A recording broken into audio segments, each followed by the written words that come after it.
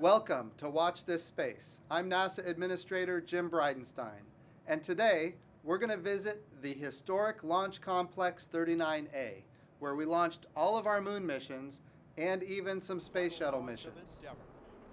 Today we have a very special guest, Elon Musk, the CEO of Spacex.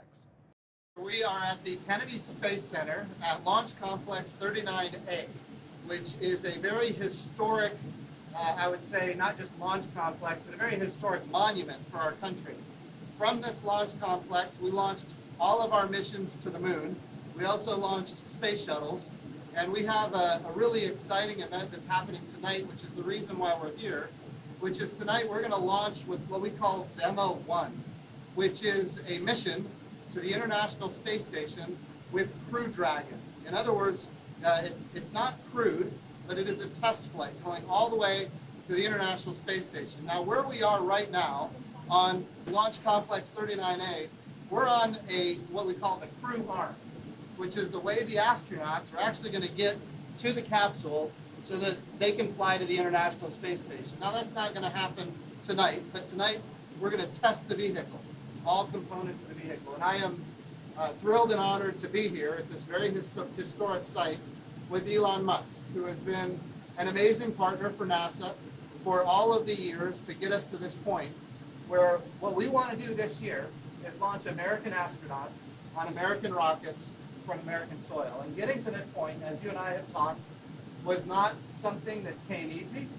It's not something that came fast. But step by step, you have gotten us to the point where we're ready almost to take that next step. I'd like to start just by asking you, the story that is out there is that there was a time in your life when you made a trip to Russia, and your intent was actually to buy, I guess, an excess intercontinental ballistic missile. Yeah, without the nuke. Without the nuke, right? Yeah. Without the nuke, that's a good point. Yeah, that's extra. Yeah, that's actually right. So tell me about why you were there, yeah, and ultimately how it resulted in this moment right now. Sure. Well, originally I was not going to start a rocket company. I really wanted us to become a spacefaring civilization and a multi-planet species. And I thought if there's something I could do to get the public excited about sending people to Mars and maybe having a permanent base on the moon, I wanted to do a philanthropic mission to send a small greenhouse to the surface of Mars, so you'd have this amazing shot of green plants on a red background. And I thought that would really inspire the public. And if the public got inspired about sending life to Mars, then they would tell their senators and congressmen to appropriate more money for NASA so that we could do that. So my initial goal was actually just to increase NASA's budget. And then what I found was that, first of all, the Russians really wanted to charge me way more than I could afford. They wanted to charge me more money than I had to do the philanthropic mission. And so that was ended up not really being an option. And I thought, well, is there any way to make a lower cost and especially a reusable rocket system in the U.S.? And so I just read every book I possibly could on rocket engineering and decided to try giving it a go, essentially to give NASA more options, more sort of technology, but like more technology horses in the stable, essentially, to use in order to get humanity into space and become a multi-planet species. And you started with a much smaller rocket, the Falcon 1. And was your goal at that point, when you started with Falcon 1, to get to the point where we had 9 engines for Falcon 9? Was that your goal at that time? When I started SpaceX, I only thought there was maybe a 10% chance of getting Falcon 1 to orbit. I did not at all think that this would happen. So this was for sure a dream come true. But I literally at the time I didn't know anything about rockets, and I've been the chief engineer of SpaceX since day one, and I don't really know anything about rockets, which is why the first 3 rockets failed. Right. And then so the first 3 Falcon 1s for SpaceX were failures. Yes. And then tell me about the fourth one. The fourth one, so I'd actually only had enough money for 3 flights. So I had no more money left, and we managed the team sort of rallied, and we managed to put together enough spare parts to do a 4th launch, and that 4th launch was successful. And And then So what would have happened if it wasn't successful? SpaceX would have died. So we would not be here right now, at this moment, getting ready to launch Crew Dragon to the International System. Wow, that's an amazing story of taking a risk and actually coming out on top and enabling not just you and SpaceX, but enabling the United States of America to come to this very critical point in American history.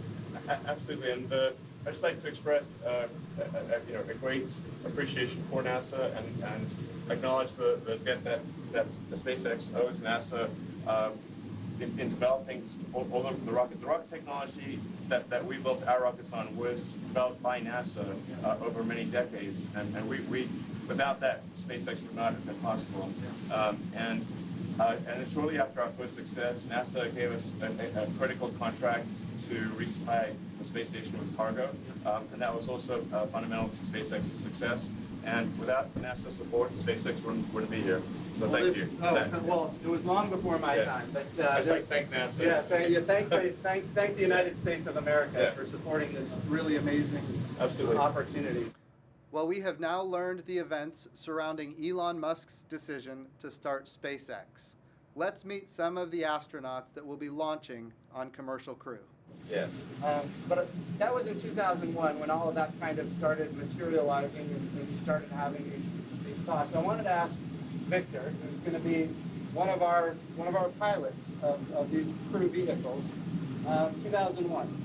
2001. Victor, where were you in 2001? I was learning to fly jets. Okay. And I actually got my wings that year. Cool. So that sounds awesome. So Victor was a naval aviator, getting his wings. What month was that? 2001. December 2001. Okay. So you got yours about 5 months ahead of me. I was in May of 2001.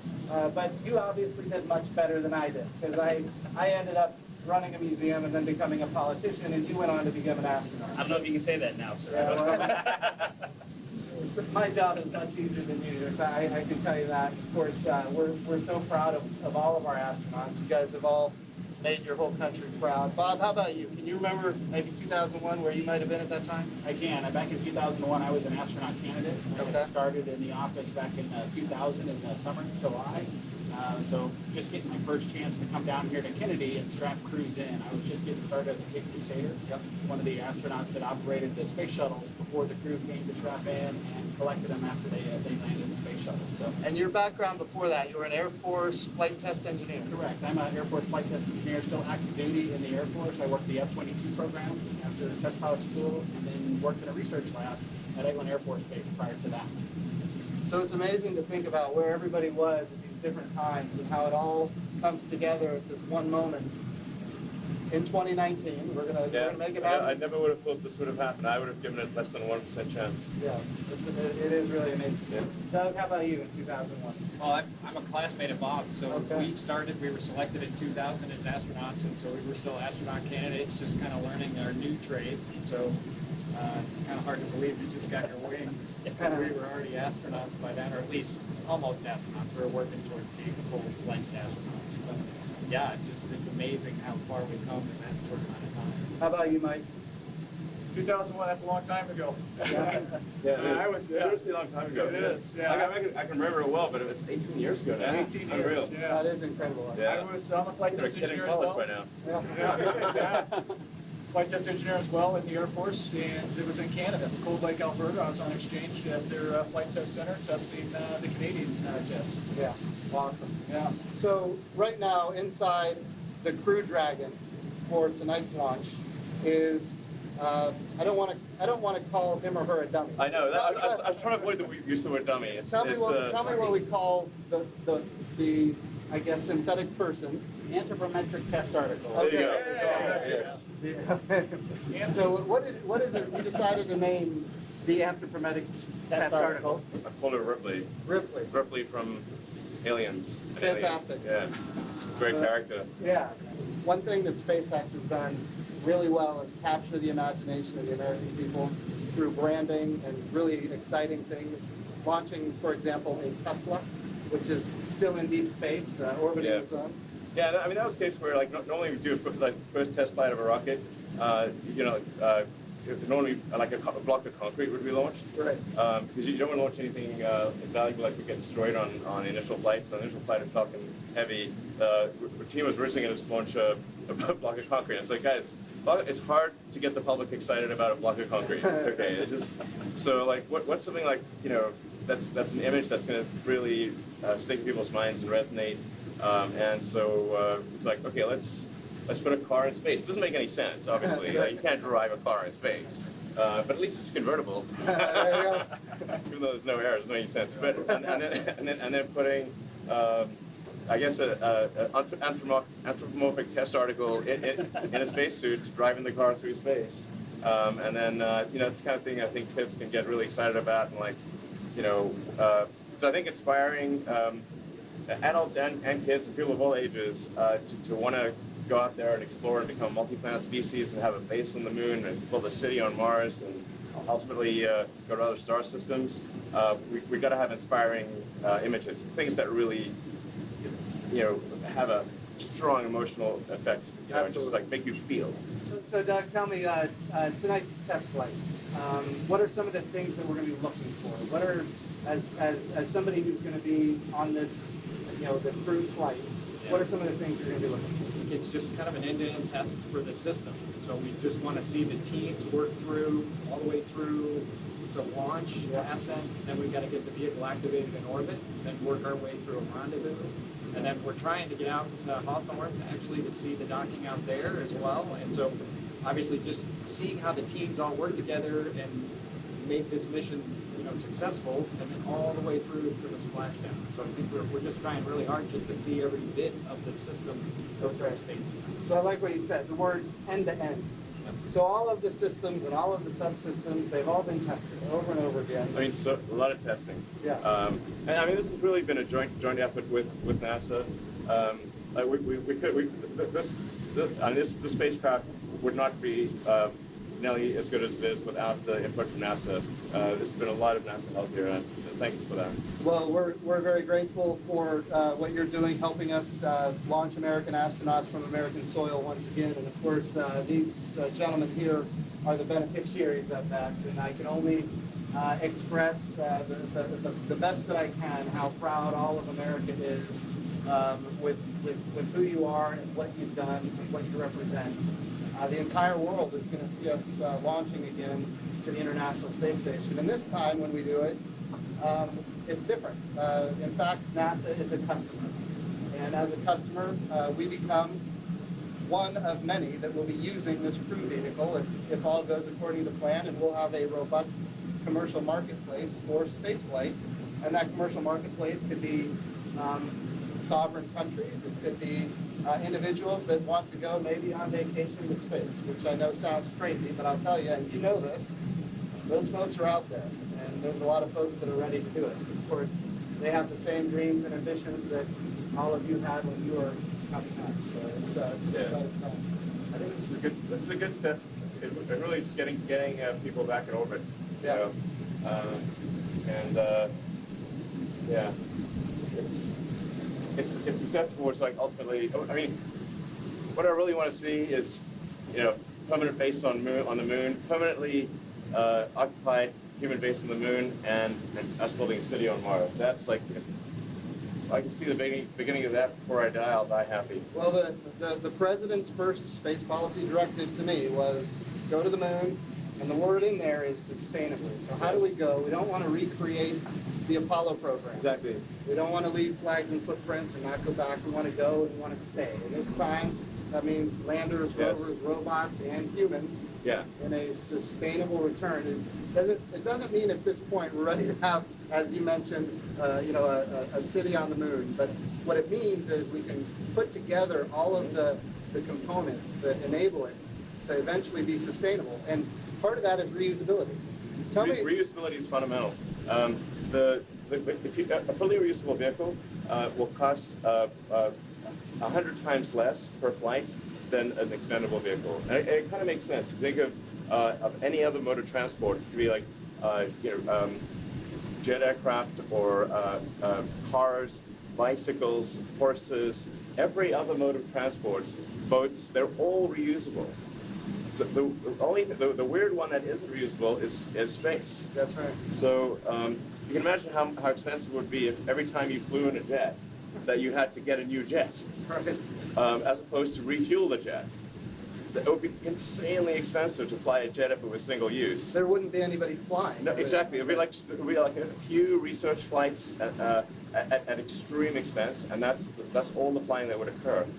So the absolutely fundamental breakthrough that's needed is a fully reusable orbit class rocket and spaceship system, and it needs to be fully and rapidly reusable. So the cost of reuse must be very low, and it must be able to have a high flight rate. Right. And that's the fundamental breakthrough needed for humanity to become a multi-planet species. And I think one of the key enablers there was a program we called Commercial Crew that went into place quite a while ago. And what the vision was that we would have multiple providers competing on cost and innovation. And of course, that has now taken effect. And as you are competing against others in this commercial marketplace, Right. you have a huge incentive to drive down the cost and increase the access to space. And that's materializing here on this Crew Dragon that we're going to see launched tonight. Yeah, I actually don't care at all about money, at all. But I do care about us becoming a spacefaring civilization. Yeah. And I do know that if we don't achieve full and rapid reusability, it will not happen. Yeah. And so that's the only reason I actually want money at all. Awesome. Yeah. Awesome. Well, guys, thank you for being a part of this, and it's an exciting night. Well, thank you for watching Watch This Space. I'm NASA Administrator Jim Bridenstine. You can follow me on Twitter @Jim Bridenstine. And of course, if you want to watch this again, you can do so at nasa.gov/watchthisSpace.